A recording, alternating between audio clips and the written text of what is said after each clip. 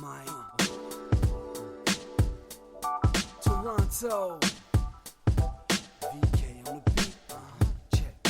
I'm in Toronto where you wanna get a city love. I'm from Toronto where you wanna get a city love. I'm in Toronto like we wanna get a city love. My city love me back for my city love. I'm in Toronto. Welcome to episode 1255 of Toronto Mic'd. Proudly brought to you by Great Lakes Brewery, a fiercely independent craft brewery who believes in supporting communities, good times, and brewing amazing beer. Order online for free local home delivery in the GTA. Palma Pasta. Enjoy the taste of fresh, homemade Italian pasta and entrees from Palma Pasta in Mississauga and Oakville. Season 4 of Yes, We Are Open, the award-winning podcast from Moneris, hosted by FOTM Al Grego. RecycleMyElectronics.ca. Committing to our planet's future means properly recycling our electronics of the past. The Moment Lab. Brand marketing and strategy, PR, advertising and production. You need The Moment Lab. And Redley Funeral Home. Pillars of the community since 1921. Today, making her Toronto Mic debut is Sandra Plagakis. You don't scare me. I can be intimidating, Sandra. Don't kid yourself. Sandra, I can't wait. We are essentially friends who have never met because we have several people in common. I think we would probably get along. I mean, I've heard some shitty things about you, so I'm not sure. I'm kidding. Well, hey. I'm kidding. I'm totally kidding. I think we would get along as well. It's funny because I've been watching you from afar, and from afar I mean on the Twitter machine for years now, posting and talking about your podcast. And again, we are friends with the same people. And I will say this right off the top. Could I have been last on your list of people? Have you run out? Because like everybody I know has been on your podcast except for me. And I thought, the fuck is this? That's what I thought. So let's address that. There's a reason for this. And it's that I actually and I'm going to drop some F-bombs because that's what you do. And I match my guests' swears. I will just say I fucking hate Zooms. Okay, so all right, okay. That was a pre-planned answer because you knew this was going to be addressed off the top? No, nothing's pre-planned. Nothing's pre-planned. So, but seriously, you're in Ottawa, right? Like you're in Ottawa right now. That is correct. Yes. It's never been a problem for anyone else, but that's fine, Mike, if you want to be that way. You Toronto folk. This is not Bob's basement, okay? I want people here. Like, I like it, honestly. I mean, even Alan Frew from Glass Tiger, he said, hey, Mike, can I do this on Zoom or on the phone? And I said, Alan, no, you can't fucking do this on the phone. You have to drive in traffic and get your ass here, and we're going to record here. I said that last week to Alan Frew, and next thing you know, he's right there. But you're Ottawa, like, you can't drive over. Like I could, I just don't want to. You have a motorcycle, right? I do. And by the way, just one other thing about what you just said. Yeah. To drop Alan Frew's name like he's Bono is beneath you. It's slightly beneath you. I'm just warming up. I'm going to throw that out there. I'm nothing against Alan Frew. But if it was Bono, he wouldn't have even taken the call. So stop with your bullshit. And I have a motorcycle. And yes. I'm just wondering if that might be a pleasurable experience to like get on your, what do you got, a Harley? What kind of bike you got? No, I have a Vulcan. I have a little Vulcan. It's a great little bike. It's lots of fun. So you're saying that I could have gotten on the motorcycle and driven to Toronto? And I think you might have enjoyed it. Like you probably have friends or family in the GTA. You could have spent the night or something. How often do you get back to Toronto? Not often. When I left, I legit didn't look back. I have an aunt in Collingwood, but really I don't. I have some friends, of course, in the city, but I didn't look back once I left, and it's been 20 years. So no, I won't be getting on my motorcycle and driving on the 401 to die there. I feel like that's a very poor idea. And that's why we're Zooming today, and that's why you're episode 1255. I accept that. Now I will. I'll accept that. At least I'm not 1,280. That would have been the shits. I'm going to take a note to find out who does get that number, and then I'm going to play that clip of Sandra Plagakis. Tell them you're a piece of shit when you're 1,280. You're a piece of shit. At my rate, I might be recording that next week, so who knows? Perfect. Okay, Sandra, listen, you did work at a station that I like to talk about on this program. So, you were at CFNY 102.1 The Edge when you were there. And I do have an affinity for that station. I work today with Humble and Fred. I produce their show. And I mean, Brother Bill's going to be here. I'm at Brother Bill. Sandra, listen to this. Don't. I know where this is going. Yeah, don't. He lives in White Rock, British Columbia. But guess what? I made him get on a fucking flight. He's on the program in person at the end of the month. Never liked that guy. Never liked that guy at all. Okay, so we're going to get to that. Yeah. Go ahead. He's my sweet boy. I love everybody you just mentioned, by the way. I love them all so dearly. And I also have an affinity for CFNY. There's a certain, everybody has that one moment in their career that they're never going to forget, that one family atmosphere they're never going to forget. And that's what I had with CFNY. I mean, what a ride that was. Okay, so we're going to get into it because I like the details, but I want to know, how was your nap? We had to schedule this for the afternoon because you were going to nap. And how was the nap? The nap was glorious. The nap, I woke up with, what looked like train tracks on the side of my face because I fully slept on it, but it was glorious. And it's Monday, and I don't do well on Mondays. So that's my issue, is because I party like a rock star on the weekends. And I say that, in jest, but what I mean is I stay up till midnight. And I sleep until 7, and then I have to regain my schedule again starting on Monday. So Mondays are garbage for me. So how long was the nap? What time do you try? Give me the details on the fucking nap, Sandra. This is about the nap. This podcast is already starting off with, it's a compelling start. It was 3 hours, a 3-hour motherfucker. It was, I woke up, I didn't know where the hell I was under the covers. I was sweating. I was hot. I looked over to make sure there wasn't a guy next to me. I felt like I was on vacation and I'd had too much to drink the night before. It's the usual. Isn't that too long for a nap? I don't want to mansplain to you how to nap, but isn't that too long? At that point, don't you just want to just ride that baby out? Let's go. Well, you put a dent in it. So I had to get out of bed because of you. I'd still be in there right now. And you know what? I'm a grown ass woman. I'll do whatever the fuck I like.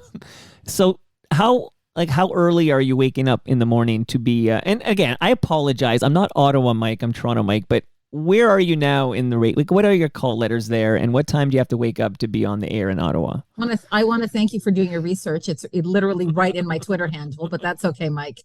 Thanks for not paying attention even remotely. Maybe you need a goddamn nap. Kiss 105.3. Kiss 105.3. What time do you wake up on a Monday to be on the air on Kiss 105.3? Write it down so you don't forget.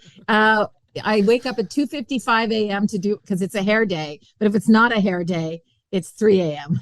Oh, you get the extra 5 minutes. Okay. That's early. We do a lot of videos now in radio. Radio isn't radio anymore. Radio is social media. Radio is video. Radio is digital. Radio is everything. So a girl's got to have a nice mane. When you're getting your mane done up or whatever, do you ever think I didn't sign up for this? I'm a radio person, so I don't have to do my hair. No. I never push back on change, because change is inevitable in radio. Change is inevitable in every business. And I'm sorry, but you got to go with the flow, or this business is going to leave you behind. So I never had a problem with the way it evolved. Pun intended. Go with the flow. That's right. Oh no. Okay. So your map was good. Your nap was good. Yeah. You're in Ottawa. You've been on the air now. What is it, 20 years? How long you been on the air in Ottawa now? I've been in Ottawa for 20 years, but I'm at the current radio station I'm at now, Kiss 105.3. This August it'll be 19 years. Before that, I was at Hot 89.9. So, to be honest, the reason I reached out to you this time, and I don't know, Sandra, I feel like at some point over the last several years, I might have reached out to you in the past. I feel like we did talk about you coming on. I think you invited me and then ghosted me. I think that's how that went. And then I got over it really quick because I said, I can't compete with Alan Frew. I can't. Why would I? You can't compete with Alan Cross. That I agree with. 100% I agree with that statement. I love Alan Cross too. So you were top of mind last week because, or maybe it was 2 weeks ago now, but when I reached out to you, it was like a week ago, that I had this piece of audio from 1997. It was the morning show, and I mentioned I produced Humble and Fred's show, but I guess Humble took a day off, or maybe he was on vacation. So Brother Bill, who we've already mentioned on this show, Brother Bill filled in for Howard. So I dropped like 2 hours of the CFNY morning show from 1997, and it's got Fred Patterson, it's got Brother Bill filling in for Howard, it's got Mrs. Alan Cross, Mary Ellen Benninger, doing the news, and it has you doing traffic. Oh, wow. 1997 was the first year I started doing mornings. Actually, I kind of slipped in there doing traffic after they had made a staff change, and I was doing a split shift in 1997. It was the best, worst year of my life, funnily enough. I was doing afternoons with Alan, news and traffic. I'd go home to Mississauga, have a little nappy poo, not a luxurious one at all. And then I would take the subway back to do the and then I would do the morning shift in the morning, and then I'd come back in the afternoon. And that went on for a year and a half. That would kill like an average person, and here you are today to tell the story. That ingratiated me with Humble and Fred. I got my foot in the door. Even though I was a piece of shit every day, I was getting sick. I was exhausted. I gained 30 pounds. It was really, really hard to live any kind of a healthy lifestyle because I was always either napping or working or on a subway. Like it was ridiculous. For a year and a half, I was told in jest, don't get sick, lady. And I didn't. And I sucked it up. I worked, but that year and a half, I ingratiated myself with Humble and Fred. I got to be in their studio. I got the FaceTime that I wanted. And when another staff change was made and Mary Ellen left to do her own morning show in Hamilton, was it Y105? Y95? Y95, right, in Hamilton. So she went off. They offered me the job. And I thank God I was a natural choice. So it worked out great for me. As shitty as that year was, it worked out great for me. Okay, so I just before you jumped on this Zoom here, Sandra, I went back to that 1997 morning show, and I just pulled the very first, so it's early in the morning, I guess. I don't know what time this is, 6 a.m. or something. And you are doing some traffic. So are you ready to hear 20 seconds of Sandra Plagakis from 1997? Shit, no. Go ahead, though. Well, yeah, you have no choice. Here we go. Checking traffic, my other buddy, Sandro. We still have light rain in and around the city right now. The roads are wet. It's not really doing any damage. Normal volume eastbound QEW from the 403 to Walker's line. The rest of the QE Gardner stretch is pretty good. Same goes for the 401 through Metro. More traffic in 15 minutes. Sandra's Traffic, a presentation of KFC. So there you go. There's Jason in there. Jason Barr. Yeah, I think like 2 minutes before, he's in the guise of Danger Boy talking to... Danger Boy. Sorry, of course. Well, no, I think it's like this. I think when it's a Scottish accent, it's Danger Boy, and that is an example of actual Jason Barr. Yes, that's right, who I now work with in Ottawa. So Biggs and Barr are working, but wait a minute, not the same station because you're all morning people. Is Biggs and Barr, are they afternoon drive? No, they do the morning show at Shea 106. Okay. In my building. So when I work Gotcha. with them, I work in the building with them. Well, that's so it's funny. Coming full circle, seeing someone I used to work with at the very, very early days of my career, and then seeing him now. We really didn't keep in touch much over the years, but now it's like, so it's so nice to have an old friend in the building. Well, it's such a small world, like that you're just there. Yeah. You are at the same building doing radio in Ottawa. It's crazy. And thank you for playing that. That was a long time ago. You look back and I've heard some clips here and there, and they're so cringy. I was in my 20s. I'm seriously out of my league at that point. I'd been in radio for only 2 years, and they gave me a shot in Toronto. I believe the talent pool was weak when I applied, which is how I did get the job in the end. I'll never understand how I did, but I did. I only had like a year and a half experience. And I, thanks, you mentioned Mary Ellen. She was like my mentor. She really, really worked with me to get me to not sound like a piece of garbage every day. Listen, you sounded great. And now I need to know this like origin story. Like, so take us back.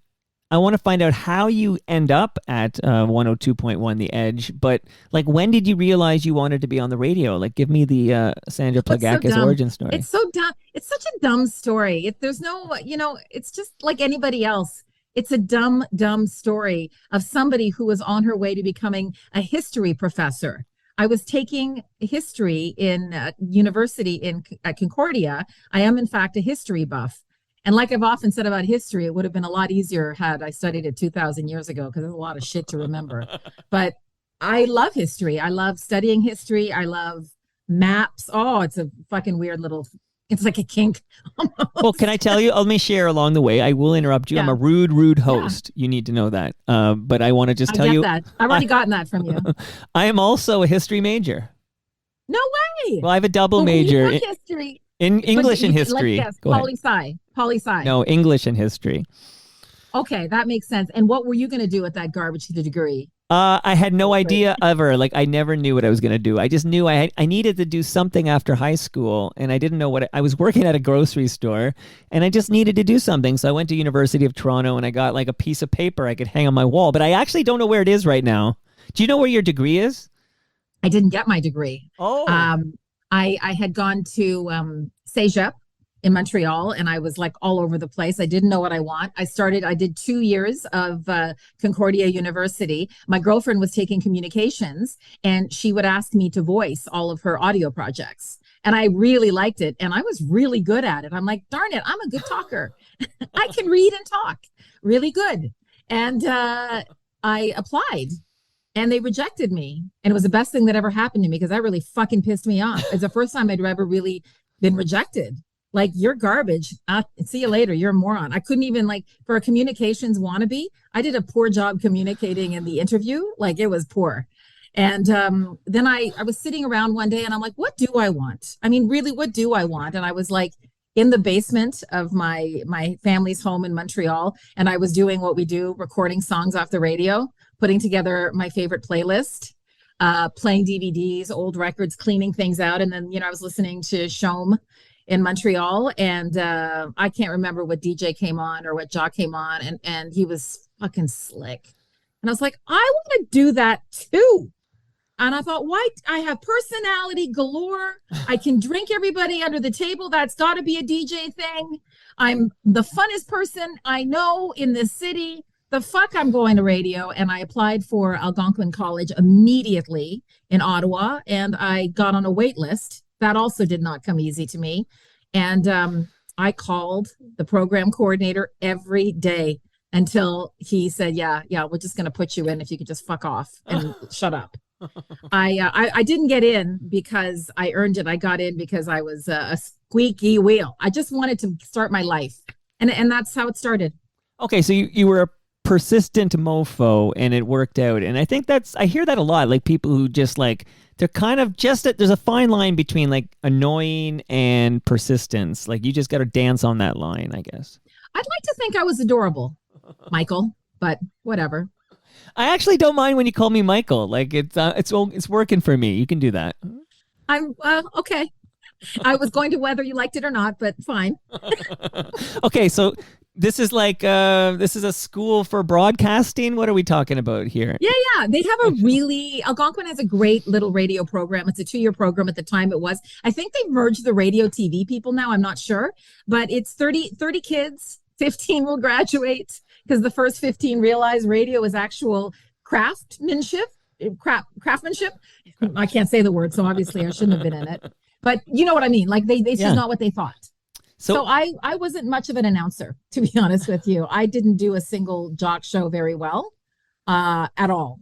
But I was a hell of a news writer and a hell of a newsreader. And I decided that would be an excellent way to get into what I wanted to do, which was morning radio. And I wanted to be a personality. I didn't want to be a jock. I didn't want to be a newsreader. I just want to be a radio personality because I thought I had the chops and I wanted to be a star. And I didn't, some people will say, I wanted to use my voice to make the world a better place.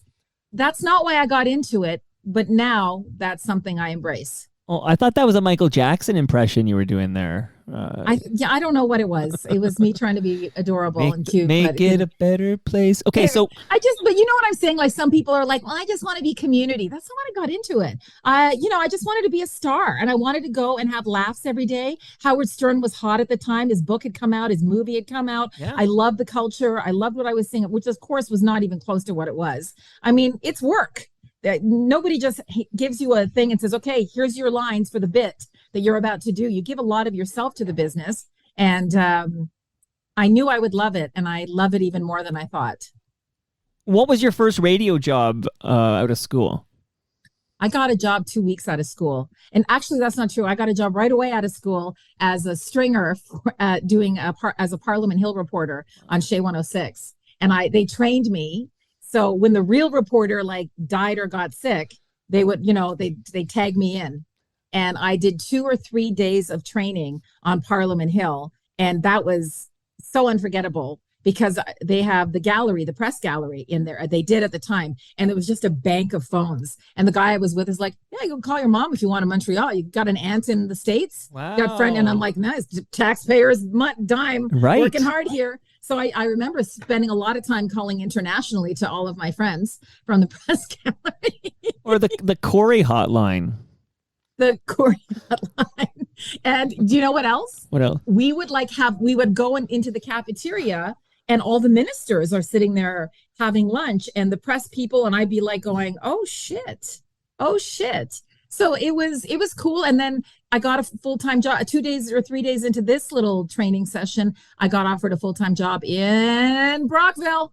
Okay, so you're getting closer to Toronto here. Okay, so yeah. So is Brockville because that's like a train my daughter goes to McGill and I'll take the train to Montreal and that's like a station.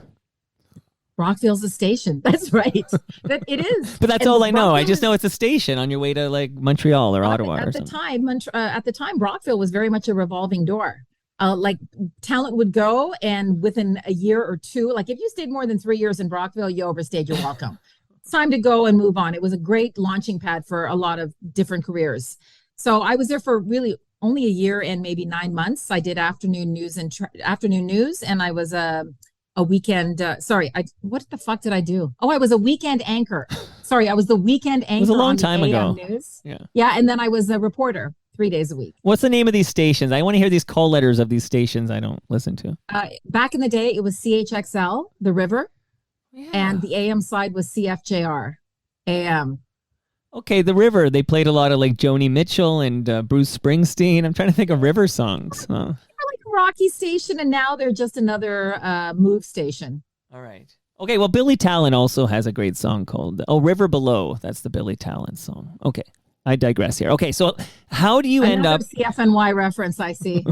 Well, they are from Streetsville, so... Well, Ben Kowalowitz worked at CFNY. Right, he was Strombo's intern or something. Yeah, he was the promo guy. I remember Ben sitting at the promo desk all the time on Yonge Street, and he was the nicest guy. He was so sweet. He was so kind. And then he, an email came out that he was pursuing his career in music, and it's fuck yeah, that was awesome. I'll never forget that email. I thought that's insane. I didn't even know he was in a band. And it's like a band that was a fucking huge band. What is it like Try Honesty. That was the first song I think that CFNY played by Billy Talent was, remember, Try Honesty. Good jam. That's a mind blow. And you're hey, that's the kid who was hanging around here doing promo. That's the little punk who was handing out prizes when people would come in and collect their shit. Ben would do the paperwork and get them to sign off on their shitty prizes. Are you? Because that's a good question. Where are you? Are you at the Eden Center broadcasting? Where are you geographically at this point? Yeah. So. Well, we have the big tower. We had the office at Yonge and Dundas. I think it was the 16th floor. And then, we did our morning show from street level on Yonge. Yeah, that wasn't dangerous at all. No, I was going to ask you, were there any 6 o'clock in the morning? I'll never forget. One morning I came in and there was broken hockey sticks, and there was a note from Brother Bill saying, "Don't touch police evidence." Oh. I'm the fuck happened here last night? Some guy came in and I probably attacked him. Okay, I'll ask him. He's here in May 31st or something. Ask him about that, because I remember the note going, I think I'm in over my head. Why are we opening these doors and we have zero security except for Ben Kowalowitz? There's no security here. This is very unsafe. But you know what? We're missing something, because I do want to ask about these personalities, but I need to get you there first. So like you apply for an opening, they post an opening. How do you get there? Yeah, I think it was in Broadcast Dialogue. I didn't see it. Some guy I worked with in Brockville, he saw it and he said, you should apply for this. I said, come on. You crazy? The afternoons with Alan Cross? Are you fucking insane? And I thought, well, I have nothing to lose. And I also a Billy Talent song. Nothing to lose. I have nothing to lose. That was a big Billy Talent jam. Need more friends with wings. All the angels I know put concrete in my veins. I'd always walk home alone. So I became lifeless, just like my telephone. There's nothing to lose. Oh, and no one knows your name. There's nothing to gain. But the days don't seem to change.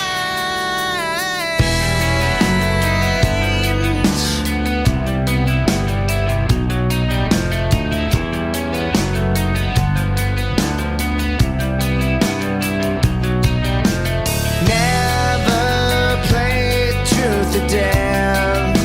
I'd have to check my mirror to see if I'm still here. My parents had no clue that I ate all my lunches alone in the bathroom. There's nothing to lose. Oh, and no one knows your name. There's nothing to gain. But the days don't seem to change. My notebook will See how it works? I drop an episode of Humble and Fred featuring Brother Bill in the Toronto Mic'd feed. I just dropped that. It's 2 hours from 1997. Of course, I've already listened to it a couple of times. I'm hearing voices like Fred Patterson and Jason Barr, of course, Brother Bill. And I'm hearing Mary Ellen Benninger and a traffic person named Sandra Plagakis. And of course, I remember Sandra Plagakis from the Humble and Fred show. And I also know Sandra's been in Ottawa for a couple of decades now, almost. So I invite Sandra on the program, and I let her do it via Zoom because Sandra can't drive to Toronto from Ottawa. And here we are, and I'm loving it. And I want to thank Palma Pasta for making this possible. Palma Pasta has 4 locations in Mississauga and Oakville. Go to palmapasta.com. It's delicious, authentic Italian food. You can thank me later. It pairs perfectly with Great Lakes beer, fresh craft beer. Find them in LCBOs across this fine province. RecycleMyElectronics.ca is where you go if you have old tech, old devices, old electronics that you need to dispose of. RecycleMyElectronics.ca. Go there now. If you want to take your business to the next level, you need the Moment Lab. They specialize in public relations, and they have a team of experienced professionals who know how to craft stories that resonate with your audience and generate positive media coverage. Whether you're launching a new product, building your reputation, or managing a crisis, they've got you covered. I'm happy to introduce anyone listening to Matt and Jared at the Moment Lab, and you can learn how they can help you achieve your public relations goals.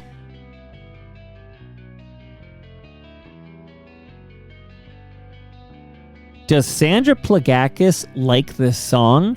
Does she like Billy Talent? Let's find out. I'm sorry. Can I be honest with you? You don't know any of this music. I know it. You don't like. I like Ben, but I was never into the. Is it too hard for you? It's too hard for me. But I thought you were like a Foo Fighters girl. Yeah, but to a certain degree, like I'm take it back a little bit. Okay, you're flying a little high right now. Just relax. They're not for me. I don't need to explain myself to you. No, but now I'm curious. What is for you? Like Engelbert Humperdinck? What are you listening to? Excuse me. I'll have you know that I'm going to Vegas in a month, and I'm throwing my panties at Wayne Newton. Woo! And I don't want to hear I don't want, not the good ones, the granny ones. The good ones I'm going to save for a handsome man. But the rest, Wayne Newton is getting. Okay, that's how I roll. And there's no shame in that game. Like, no, I don't judge people for their musical taste. I'm just naturally curious what kind of music somebody digs. Like, if you were kicking I don't know. I'm still like, I'm all over the place with my musical tastes because I go through like little spurts of nostalgia every once in a while. So I do like, you know, the 70s a lot because that's the music I grew up with in my house. My mother would play all that stuff. So I still have, you know, I still love that stuff. I love the stuff we played on the Edge. Still all the, you know, I still like hear Weezer or whatever. And I'm like, you know, and I hear that stuff, old random one-hit wonder songs. And it's like, but, you know, in the 80s, I loved the Smiths, Joy Division, you fucking name it. I love it all. And I've been to so many concerts that were not even radio related. Before radio, I'd been to a lot of concerts in Montreal. Like, do you have a favorite song? It doesn't have to be the favorite because that could be fluid, but... No, I can't. I couldn't do that to a song. It's unfair. I'll be honest with you. I hate the idea of rating art. It doesn't feel right to me. You know who told me this? Okay, so I often have guests back to kick out the jams. We're literally... In fact, Brother Bill's going to do this. I'm going to drop his name 100 times this fucking episode. But you tell me your 10 favorite songs of all time. You sit there, we play the songs and talk about them. But there's somebody who told me he philosophically disagreed with the premise so much he refused to do it. And that man was David Marsden. Oh, really? He said, I don't rank songs, that I will not participate in this like abomination. So I kind of feel the same way. I would need like a year to put my list together because I wouldn't be able to have it off the top of my head. I just couldn't. There's too many great songs out there. Too many like I couldn't. And there will be no Billy Talent. No, I'm saying I won't do it. You can't make me. If nominated, I will not serve. What is that line? Yeah, I think Dave had the right idea on that one. I can't. I'm not. Who the fuck am I to tell you what the best song is? Nobody. I'm just some chick who smoked a lot of dope in the 90s. You know, that's it. Okay, so you're at CFNY, which is a big FM station in the capital of the universe, Toronto, Ontario, Canada. Like Sandra, and you're still young. You're like 24 years old, whatever. You're very young. I'm very young. I am 24 years old. Okay, actually. See, I did do my homework, Sandra Plagakis. I did. What do you know about my age? You're guessing. You're grabbing at straws, I'm mister. guessing correctly. So you get there and you're working with Alan. What are you doing? News, or what are you doing with Alan? Yeah, I'm doing news and traffic in the afternoon, and I'm wildly intimidated by the man because as friendly as he wasn't sitting there to be my friend. He was sitting there to put on a show, and I did my job. And if he asked me to do something, I would do it. But we weren't chatty at all. And at the same time, his wife, Mary Ellen Benninger, was the news director, and she was my boss. And I would see her all the time, or we'd speak on the phone whenever we could. And she would give me pointers. And I'd work weekends every once in a while. And she was great. She was like probably the best news writer and reader. Like she was the best in my humble opinion. I will rank that, but I will not rank music, but I will rank news writers and readers. And now she writes as M. Cross. She writes books. Yeah, isn't that great? No, it's wild. And I would think that like working with Alan, who's married to your boss, is a little bit of a conflict of interest there. Like that's not so cool, is it? I was fine. They're both pros, and they're actually. I mean, at the risk of having it blow back to me, they're like the cutest married couple in the world. He would like when he did talk, when he would unbusy himself to talk to me. They would each just tell me hilarious stories of their dog. And they would like, their dog was their life, and they were very, very cute. And they would each tell me cute little stories about each other and their dog. And I loved them both to pieces. I will say all my experiences of Alan Cross have been very, very good. And he was over pretty recently. Like him and Rob Johnston came over to celebrate the anniversary of the ongoing history of new music. I guess it turned 30? No, 20? Wait, no, let me do the math. 30. No, it's got to be more than 20. It's 30. Yeah, it's got to be 30. Holy 30. shit. Yeah. So. Wow, what a legendary show. Yeah, he's a good guy, and it is a great show, and it's still going. It's still going. So, although it's owned by Chorus, so that's one thing. It's not like Alan has to stay friendly with Chorus, or I guess he can host that show, but he's managed that pretty well. So you're doing news with Alan in traffic afternoons. So was your goal to get on the morning show? Like, was this your personal goal? I mean, of course, who doesn't want to work with Humble and Fred? I listen to them every morning. Wait, do you want the list? I got the list here somewhere, but okay, go on. Of course I wanted to work with them, and I would, when there was a vacation, when Mary Ellen would go on vacation or the traffic person would go on vacation. Back in the day, they'd have two, a news and a traffic person. Right. That episode I dropped had Mary Ellen Benninger doing news and you doing traffic. Yeah. So I would fill in. I would get a chance to fill in twice. And in that time, I got to hang out with Humble and Fred. And oh my gosh, I'd never experienced anything like that in my life. Certainly not in Brockville.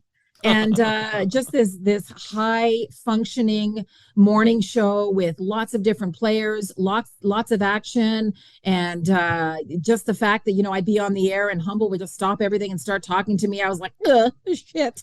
It was relaxed. They knew I was young. They wanted to see what I was made of. They tested me. And, I had a really nice experience filling in, to the point that, like a year and a half, not even, just over a year into the job, I got the morning traffic. So it took time, but I slowly weaseled my way in. I think you're the perfect person to be on the Humble and Fred show, because and again, I don't know you that well, but I know of you and I've talked to you a little bit now, but you seem like you're not going to be overly sensitive. You're going to be able to roll with jokes. And I think the odd dick joke or poo-poo pee-pee joke is not going to offend you in the least. I love dick jokes. I will be the first one to tell you. I fucking love a good dick joke. So you're perfect. That's perfect for them, because they can be themselves, and because Humble and Fred love dick jokes, and fuck.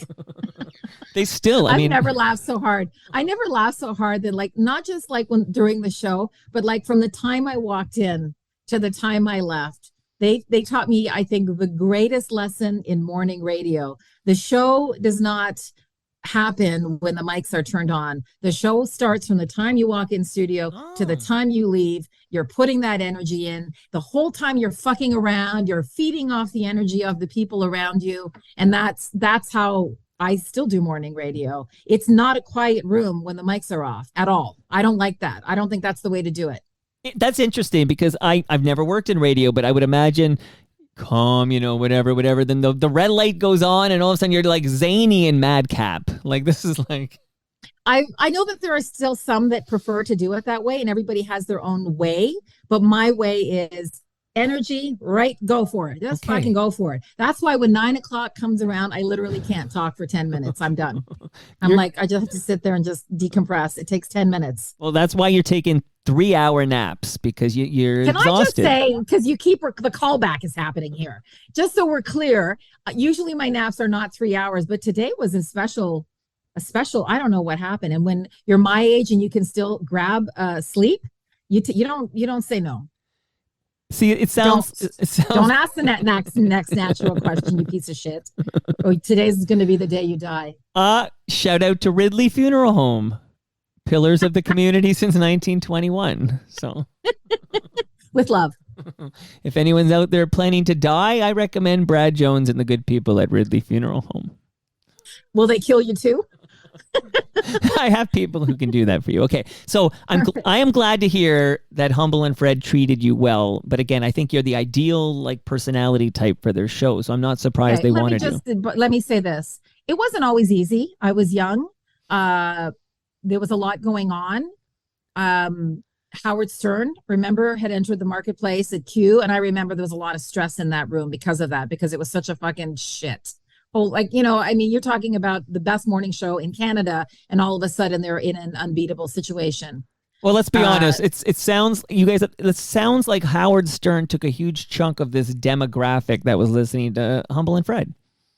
He did. He absolutely did. And there's no way to push back against Howard Stern. There's no amount of marketing you could do to beat Howard Stern in the situation that we were put in. I mean, it was a big deal. It was huge. when Howard came to Q. Huge. And I remember I could there was pressure for sure in our studio, and it wasn't always sunshine and lollipops. But every morning show has its growing pains. Every morning show has its darker times. And I had some dark times in there too. So I mean, shortly thereafter, replacing Howard Stern on Q107, the brothers station there, is John Derringer. And I mean, Humble and Fred would go on their podcast and tell stories of John Derringer making people cry in the hall. Like, people would be crying. Like, were you, was there tears being shed on the Humble and Fred morning show? With John Derringer in the hallway? No, not necessarily John, but I see John all the time in the hallways, and all John Derringer ever. First of all, John Derringer never would have fucked with me because Howard would have eaten him for breakfast. Wow. And John, I don't think they knew I was young, and even though I was tough, I was still young, and to wreck me early in my career would not have been good business for John. You know, that's not good for anybody. But John would see me and I was like, hi, John. I was always hi in the hallway, so excited. And he would be like, fucking A. That's all he ever said to me. All he ever said to me was fucking A. Well, good. Glad to hear that. Now, I was actually thinking more of now you're going to ask me if Howard made me cry. Yeah, that was the original. I wasn't even asking if John Derringer made you cry, but I'm glad he didn't make you cry. But I was curious if... Well, fuck, he would have not made me cry. Little asshole. Yeah, you know, I've talked to a lot of people who he did make cry, and they all had one thing in common, which is they all would be on the air with him. So you not being on the air with John Derringer would probably keep you pretty safe in that regard. I would imagine so.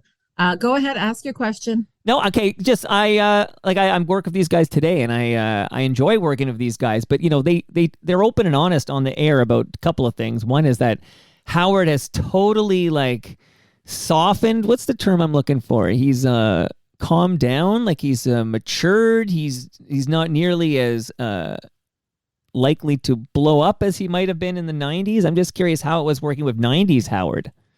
It was volatile some days. You know, I say this only because Howard and I have discussed it. And Howard we have spoken about it. We've talked about his volatile Howard and 90s Howard.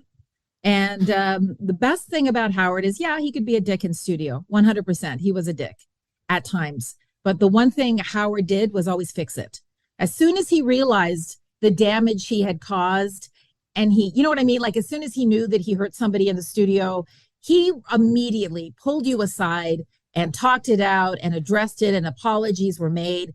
And that's why it was easy to forgive Howard, because he was human and he had his little blow-ups, but he didn't want to be that person. It was he didn't enjoy it the way maybe other people may have. Right, like, in full credit to Howard that he recognized his flaws and he worked on them. So he would, he would talk to a psychiatrist, and he would basically work on his anger issues. And I think the way to put it is, we have a kinder, gentler, humble Howard today because he worked on himself. Right. I'm not going to lie. He made me cry more than once. I almost left radio on some of the bad days, but I do what 90s radio chicks would do. I got into my car. I cried on the way home. I pushed it deep, deep down for a therapist to deal with later. And I came in the next day and I sucked it up. Because that's what you did. Because I really wanted this radio career. And, would Howard have been an HR problem back in the day? I don't know, because he was so good at fixing his mistakes. He was so fucking charming.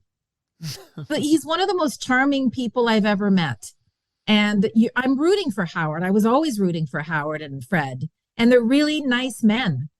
And, yeah, I don't have a bad thing to say about Howard. I love him to bits. I've learned more from Howard in the period that I worked with them than I've learned from anybody in radio. Now, let me ask you about a couple of interns that show up in 98. Okay. Oh, shit. Okay. All right. So, full disclosure, I don't think I need to disclose this, but Bingo Bob Willett is on my program every month because I have these special episodes called Toast, and he and Rob Bruce, who was the keyboardist for the Spoons, They join me once a month and we kick out thematic jams, and it's great fun. In fact, I'm expecting Bob to be here on May 23rd. So when is that? Next week, I think. So Yeah. Bob shows up in 98 as an intern for Humble and Fred, and he tells a story about an intern that was there named, now this is the term that Howard gave him, and I don't know if it aged very well. I don't think it has, but where Bob got the name Bingo Bob, somebody got the name Little Ravi Shankar. Do you remember this name? You know, it's funny. I didn't remember the story, but I bumped into Bob. I know you're going to hate me when I say this. I bumped into Bob in Jamaica a few years ago during a broadcast. And I, we were with our own stations, and he was the PD of a station there, and he was traveling with them. And I remember on the Friday night before we left, Bob and I finally got a chance to talk. So we're sitting down, we're having drinks, and he retells this story to me. I cried laughing because I didn't realize that I am the reason he is working today. Yeah, so literally the reason Bob Willett is now the program director for Chorus-owned station in Kingston, Ontario, is because in 1998, when Bob, who had no radio background, don't even think he went to school for radio, he just kind of showed up, he wanted to be the intern for Humble and Fred. But I guess Humble and Fred chose, again, the name that they gave him was Little Ravi Shankar. And at some point, you're here to correct this on the record, but the intern known as Little Ravi Shankar dry humped you? That's right. He thought it would be funny to come up to me and dry hump me. 90s radio, man. 90s radio sounds like a blast. Like this is commonplace, right? Fred tells a story on the podcast about putting his penis on Howard's shoulder. Yeah, that's right. Okay. Yeah. All right. What a time to be alive. I missed out on radio. I'm just saying that we had a certain vibe in that room, and everything that happened, can I just say right now off the bat, was consensual with me. I would dry hump them. It was dry humping. So let me understand. You and Humble, for example, would be dry humping each other consensually, but you never consented. As a joke for 3 seconds. Right. Well, 3 seconds is a joke. It's not. Oh my God, this sounds really bad. Well, consensual dry humping, you just have to say it was the 90s and we'll go, oh, okay, that's different. Okay. It wasn't even the 90s. We would do anything to make each other laugh. And Howard did it to me because once he knew that I was cool, I would laugh because he was so funny. And we were just doing bullshit to make each other laugh. Okay, but this intern known as Little Ravi Shankar, you did not consent for him to dry hump you. I didn't know that fucking guy. He walks in there, wants to be part of the vibe, but hasn't earned his right to dry hump me yet, and dry humps me. So okay, here's where yeah. Sorry, I'm sorry. So I didn't like it. You just can't dry hump Sandy P. You just can't. No, here's not where how you start a relationship. You're 100% right, but here's what it's not that I'm protecting Little Ravi Shankar's by not using his real name. I literally don't know it, although I wouldn't use it. I don't know it either. But, and it doesn't matter, except that he's trying to fit into an environment where dry humping is all the rage, okay? I almost can understand why he thought he could dry hump Sandy P. I do too, except, like you say, I don't even know his real fucking name. At least I should know that one little fucking piece of information. You know what? All I'm saying is this. Had he waited maybe 3 months, he could have maybe squeezed in a hump. Wow. Just a little one. That's not an opening move, sir. It is not. Read the room. He did not read the room. Right. You got to warm up the engine before you hit the road, right? You got to. So I guess I had said something to Howard, or they had seen it, and I did not like it. Anyway, that was Ravi's last day. Right. So basically to the rest is history here, but Ravi Shankar is basically told to leave and don't come back because you dry humped our Sandra Plagakis. And then Bob Willett got the call, and Bob became the intern for Humble and Fred. At some point years later, Bob would be the producer of Humble and Fred. Bob would leave Mojo Radio for Mix 99.9 with Humble and Fred. He'd get fired with them. Blah, blah, blah. Today, he's a program director at Kingston-owned stations in Chorus. Kingston-owned stations at Chorus. Chorus-owned stations in Kingston. See, I'm not in radio, Sandra. And it's all because you were dry humped that day in 1998. Correct, sir. That is right. That's a great story. Not for Ravi Shankar, it wasn't. Little Ravi Shankar. I can't believe you bumped into Bob in Jamaica. Like, so, I was, you're upset I dropped the name Alan Frew. You're bumping into Bob Willett in Jamaica. Well, I mean, I wasn't really bragging. It's not like you brag about bumping into Bob Willett. Love you, Bob. Shout out to Bob's basement. Okay. Shout out.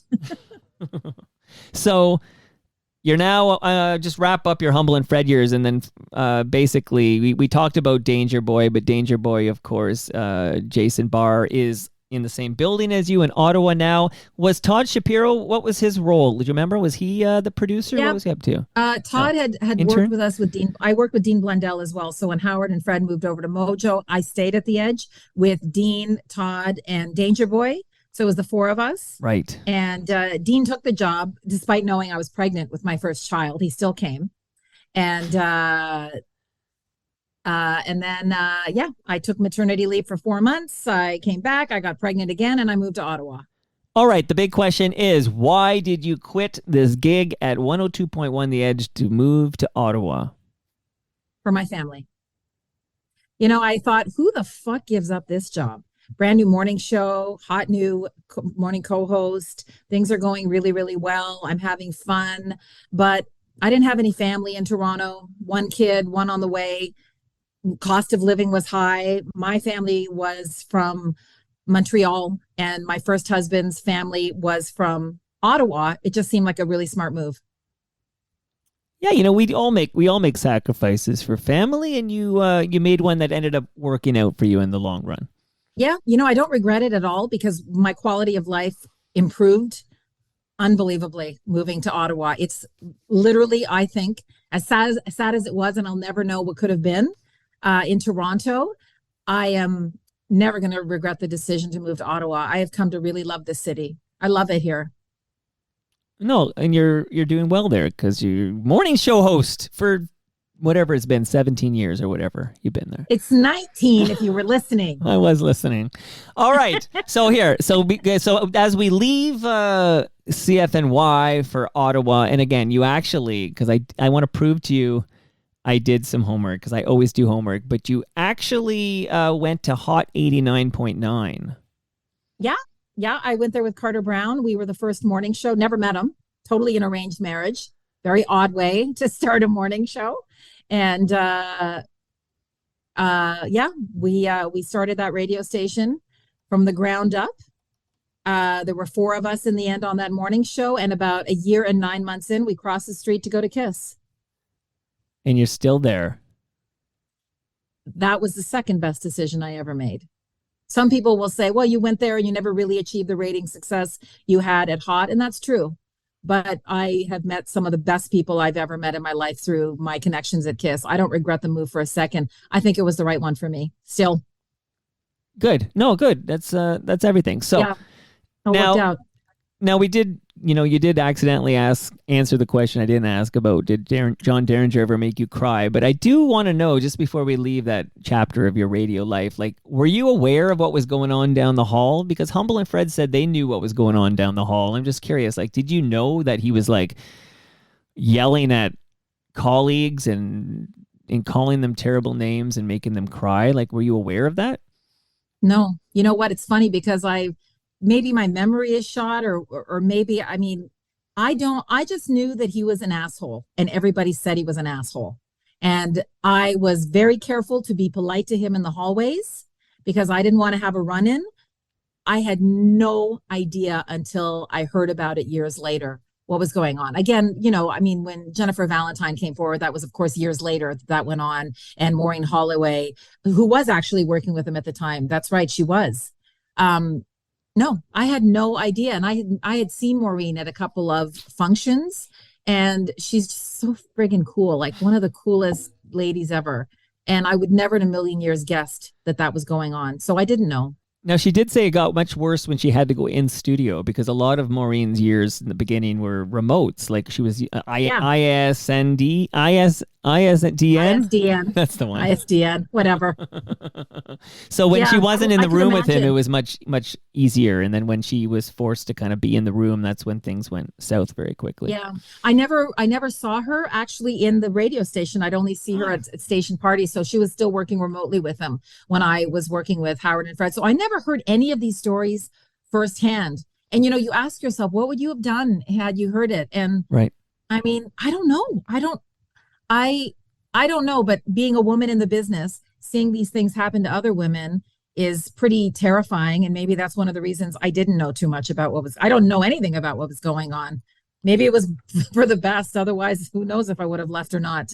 That's scary. Well, I was going to ask you what it was like being a woman well, you still are a woman in radio, but what it's like being a woman in radio, because I've had people on, and Jackie Delaney and Colleen Rushholm and all these people kind of, Andrea Ruse is a great example. So Andrea Ruse talks about what she experienced of John Derringer. And when you speak up, you end up getting shipped out of town or demoted or let go or something, because at that time they were protecting their revenue generating talent in the mornings on Q. So if you had spoken up or said something, you might have found yourself, I don't know, in Wawa or something doing traffic. I don't know.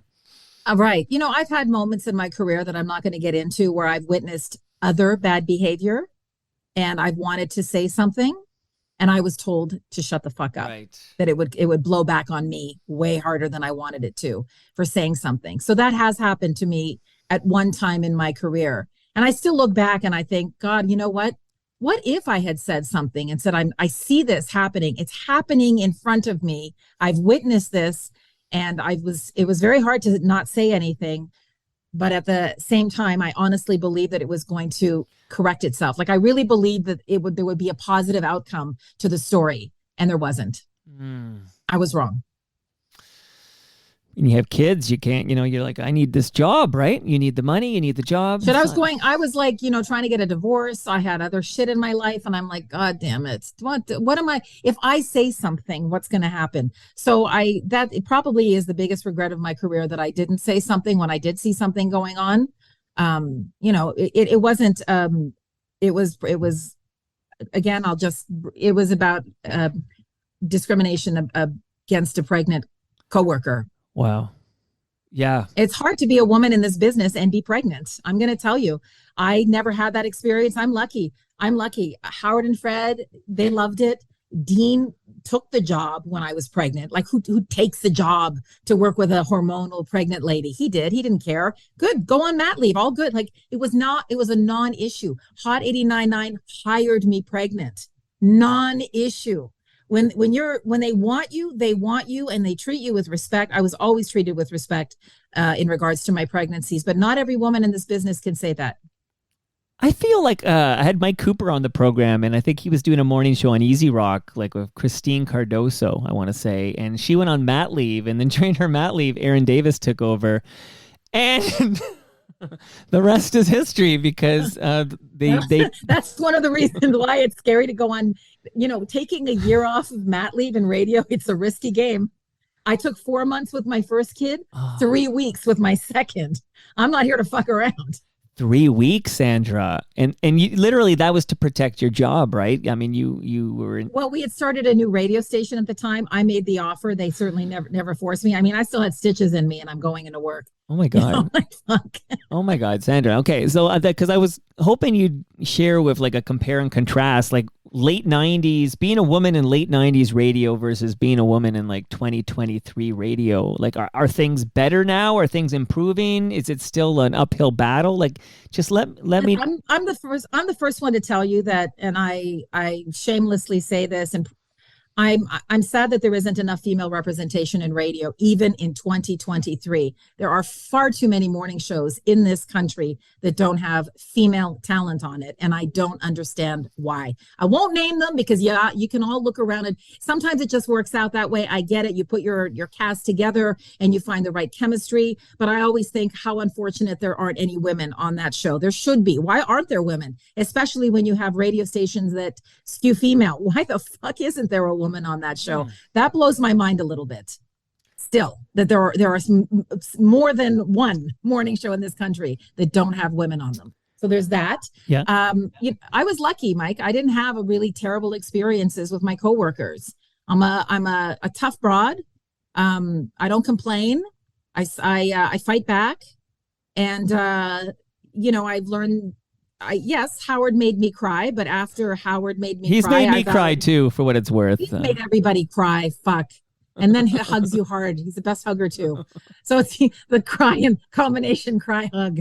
But after Howard, I said, I'll never let a co-host ever do that to me ever again. It's like, I will never, ever, ever get to the point where somebody makes me cry. We're going to figure it out before that.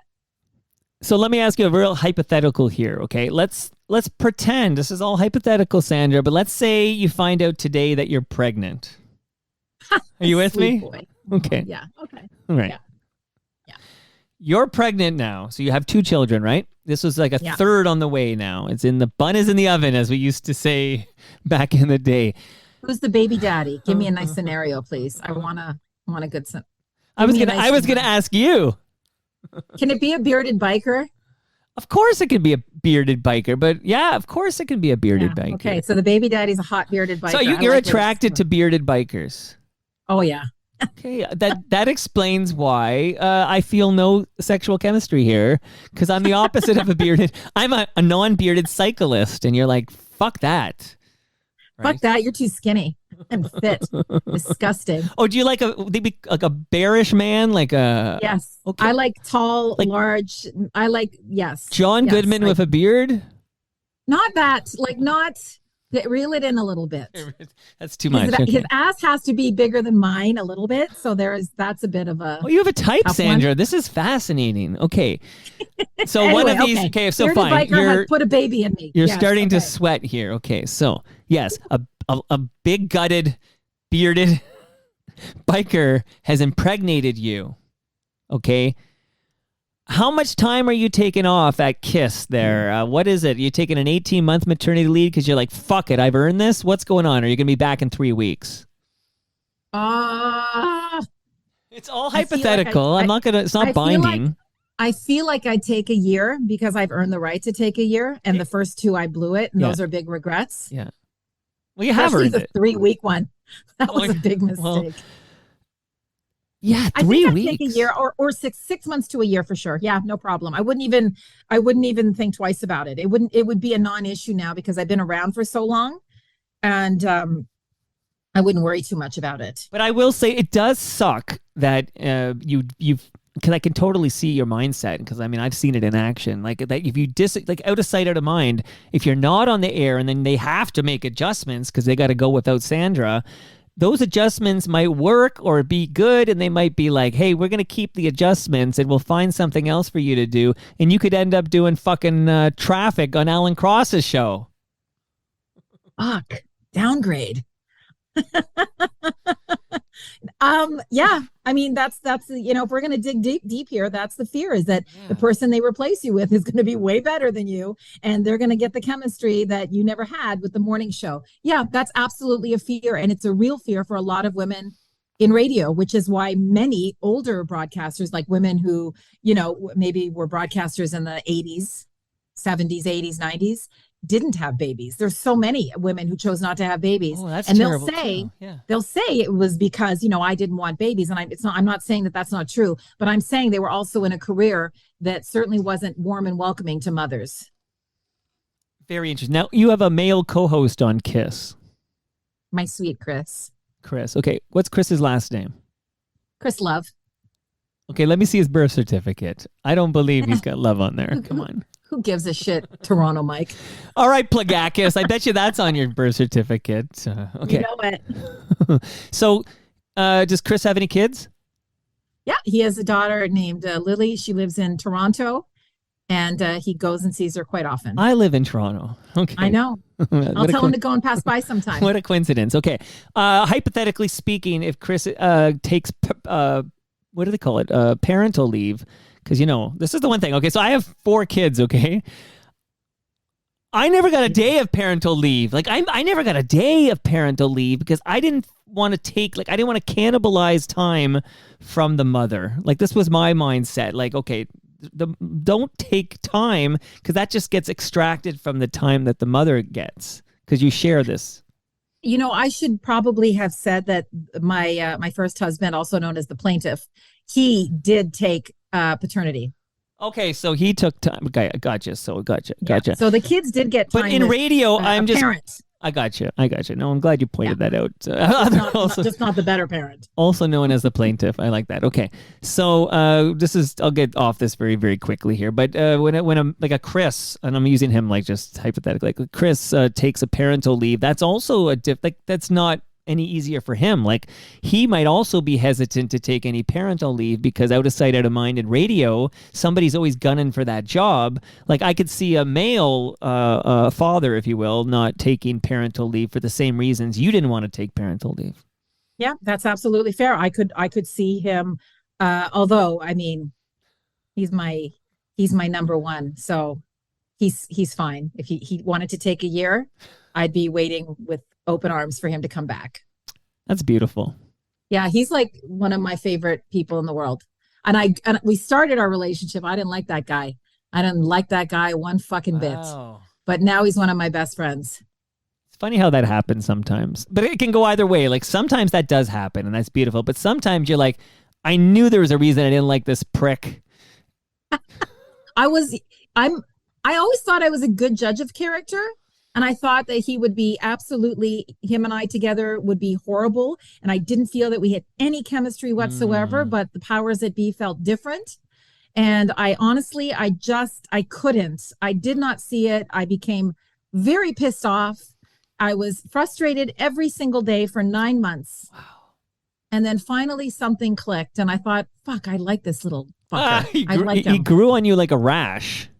He grew on me like a rash, and he brings a lot to the table. And I had to stop living my life with blinders on. It was my fault. It was my problem. Right. And once I got over, myself, I opened my heart. It's a Madonna song, really, I think. Open your heart to me. Okay, so it's been really great. Like, this is like my favorite time in my career right now. So how long have you been with Chris Love? Just over 5 years now.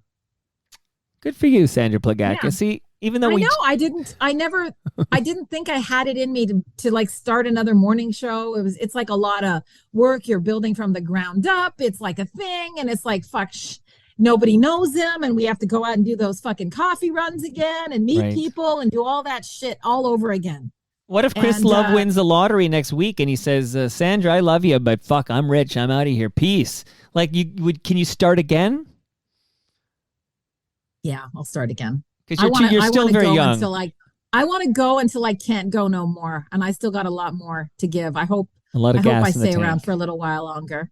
Well, I think we're the same age, so you're about 39 as well, I think. Don't. You're such a smart ass, Toronto Mike. I went from Michael to Mike to Toronto Mike. I feel like I'm going the right direction. Okay, can we get serious for a moment?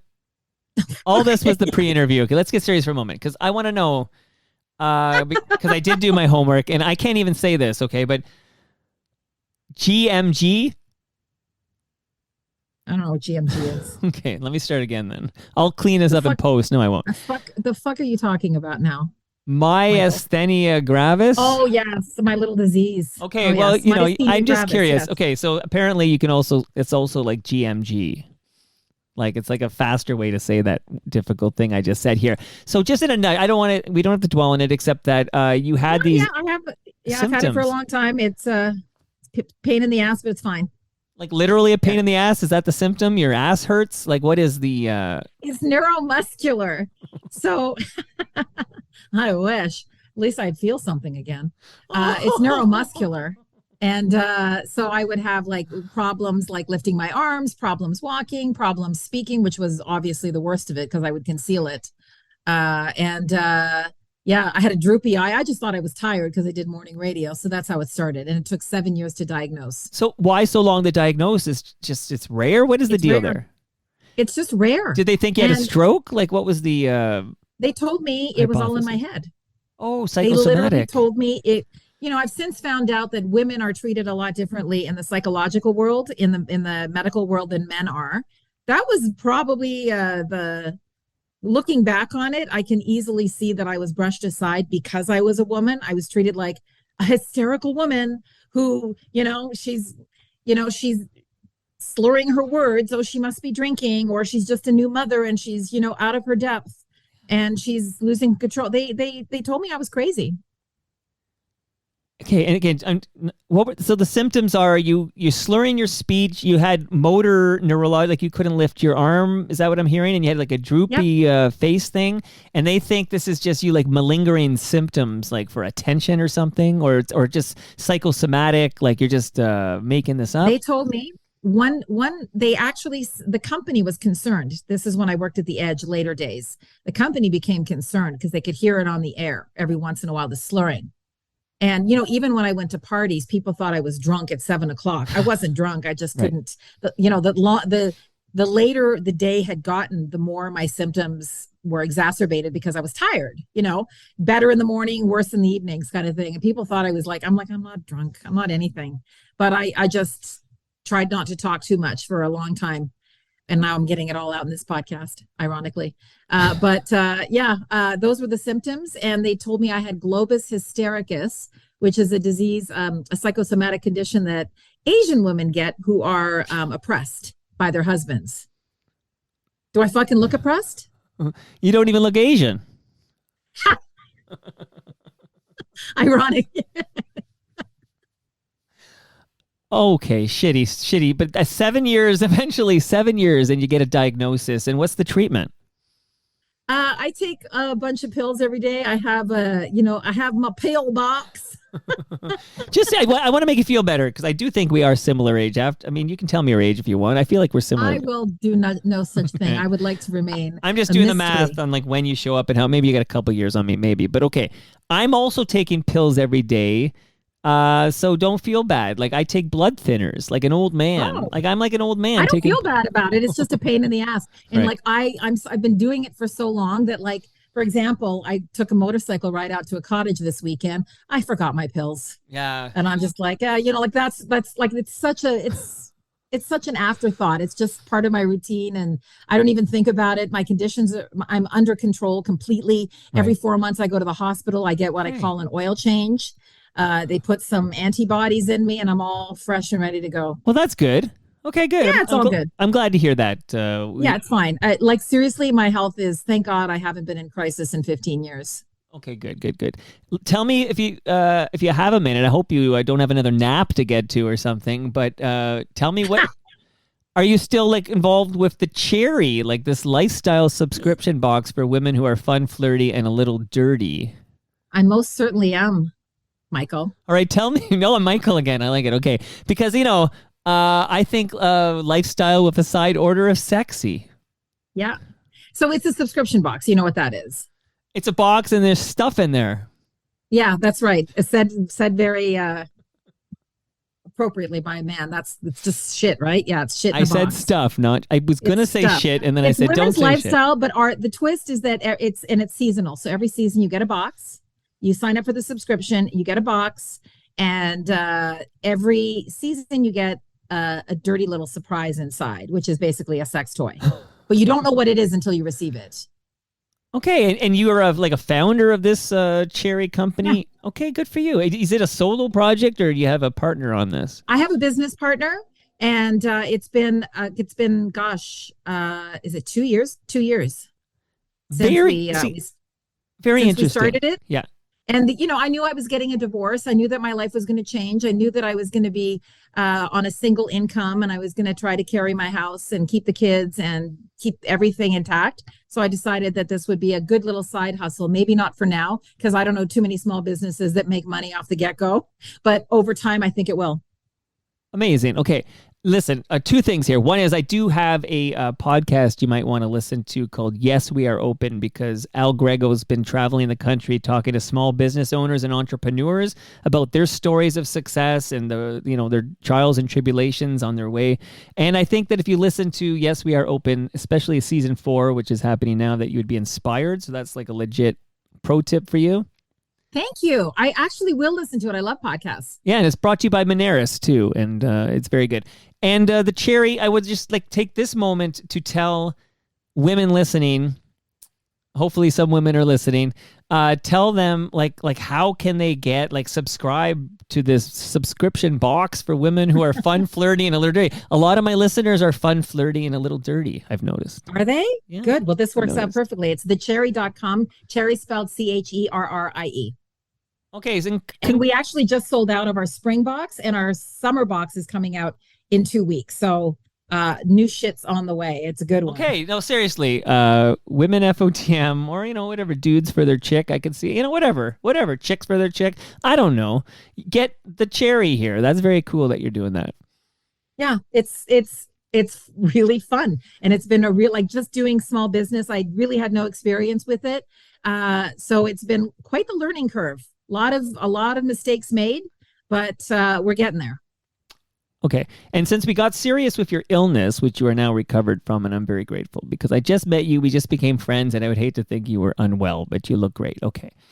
I get here. So let me share this with you, and then we'll just touch on it because you have a unique perspective on this. But I'm on Twitter because I like Twitter, even though it's ridiculous now. I still like it better than the other social media. Twitter is bullshit. It is bullshit, but it's the best bullshit.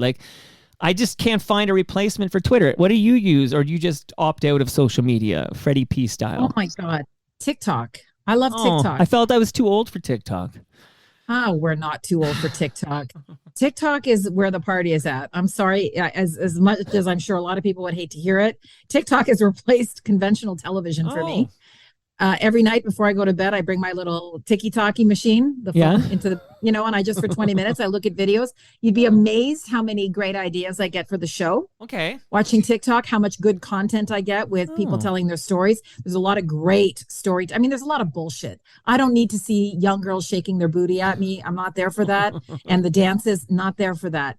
But there's a lot of great storytelling that's happening on TikTok. And I don't think TikTok gets the credit it deserves for that. And I've used some great stories on the air, and it's given me some really good content. It's working for you. Okay. So, and this is not even necessarily a Twitter thing, except that's where I am. So that's where it hits me or whatever. But, a few weeks ago or whatever, maybe a month ago, I'm on Twitter, just checking in on the zeitgeist. And then I see Kid fucking Rock is out there with an AK-47 or something, shooting up beer in a field. Okay.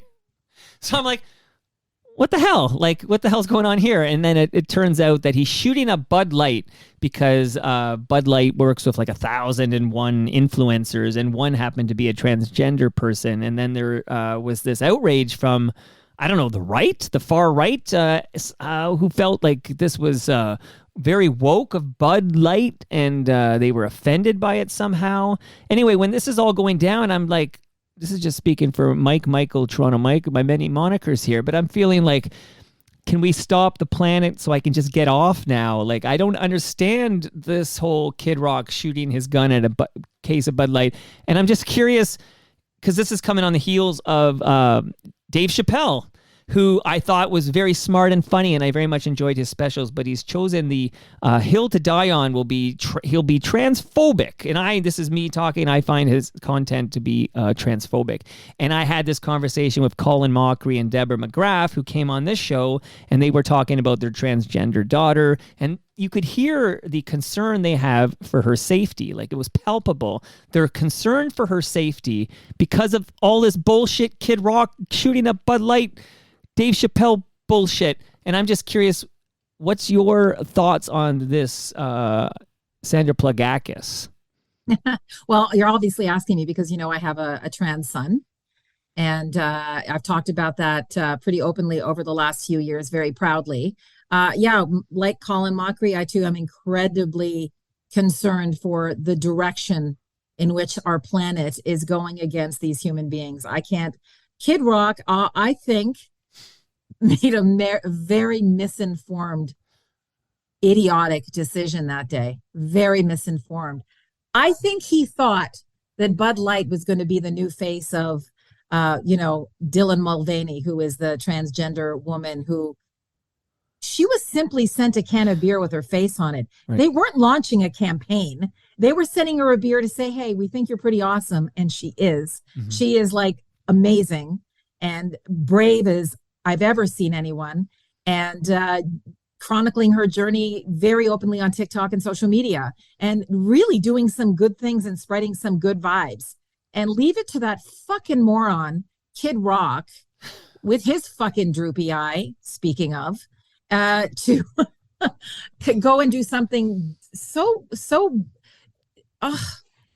insulting and so stupid and violent. Talk about the hill. Talk about a moron if that's the hill he wants to die on. I don't even think he was fully informed about why that beer was sent to her, and it wasn't like, he just overreacted, and then it started this whole thing of idiots shooting beer cans and running over them and throwing them in the garbage. Like, Bud Light is not a good beer, I get it, but find a better reason to destroy your Bud Light than that, you know? Absolutely. And by the way, we only drink Great Lakes beer on this program. Shout out to the fresh craft beer we get in South Etobicoke. Great Lakes Lager, Great Lakes beer. You can buy it in LCBOs across this fine province, which means you can get it in Ottawa. Thank you. Okay. I really appreciate that shameless One last plug. thought on this. Yeah, it wasn't that shameless. I want to hear, obviously, so you're transgender. So I am of the opinion, so I have 4 kids, and if I had wrongly assumed the wrong gender to one of my children, okay, I would personally not want this qualifier. We always say transgender man. In my humble opinion, man, you don't need that qualifier, transgender man. Like, I feel like I agree with you. Lose it. And my son schooled me on that too. A long time ago, he said, I don't want to be a trans man. I'm a man. Right. Fine. And that's why it's such a non-issue in my life. It's become such a non-issue in our family. I have 2 sons, and that's like the end of the story. There's no but after that. Right. There's no qualifier required. None. Right. Okay. None whatsoever. So we agree. Good. Last question, and then we're going to say goodbye, because I don't know if I promised an hour or not, but I took like an hour 15. But I just want to know if you were in I must be fucking interesting. God, well, I didn't say that, Sandra Plagakis. Okay. You must have nothing better to do. I have to listen back, and then I'll let you know how awesome you were or were not. I will get back to you. But I do want to ask you about announcing for pro wrestling. So, I've got my George the Animal Steel right here. Okay, I'm gonna put him. What is your question? Like, what? You just decided you would be an announcer for pro wrestling? Like, can you give me a little context here? Like, listen, pro wrestling was at the Greeley Legion. Okay, everybody, take it down a fucking notch. Okay, it's not like Hulk Hogan was there, or what's his fuck, that other guy who does movies now. Oh, The Rock. The Rock. It's not like they were there. I have a friend. I have friends in the wrestling world, and a female wrestler, in fact, Persephone Weiss, who's lovely and terrifying at the same time. And they asked me to be the ringside announcer, and I thought, I can't think of anything more outside my comfort zone. So the answer is yes. And it was a riot. Okay, so it's not an ongoing thing. It was a one-off. No, it was a one-off, maybe once or twice. Yeah, no. But I honestly, if I was asked to do it again, I think I would, because it's just like, I like to get dressed up. I like to wear gowns. I like to wear heels, and I like luxury makeup. I also happen to like bearded bikers and motorcycles. And yes, I also like wrestling. So, I'll do it. Yeah. Fuck yeah. Sandra, this was great. I just really appreciate it. And if you're ever hanging around Toronto with an extra 5 minutes, I would bike by you and give you I won't dry hump you, because it's too soon for that, but I'll give you a high five. I'll take a fist bump, and don't even slow down on the bike. And that brings us to the end of our 1255th show. You can follow me on Twitter. I'm at Toronto Mike. Sandra Plagakis is at Sandra Kiss 1053. Our friends at Great Lakes Brewery are at Great Lakes Beer. Palma Pasta is at Palma Pasta. Maneris is at Maneris. Recycle My Electronics are at EPRA_Canada. The Moment Lab are at The Moment Lab. And Ridley Funeral Home are at Ridley FH. See you all next week. Well, I wanna take a streetcar downtown, read Henry Miller and wander around, and drink some Guinness from a tin, 'cause my UI check has just come in. Where you been? Because everything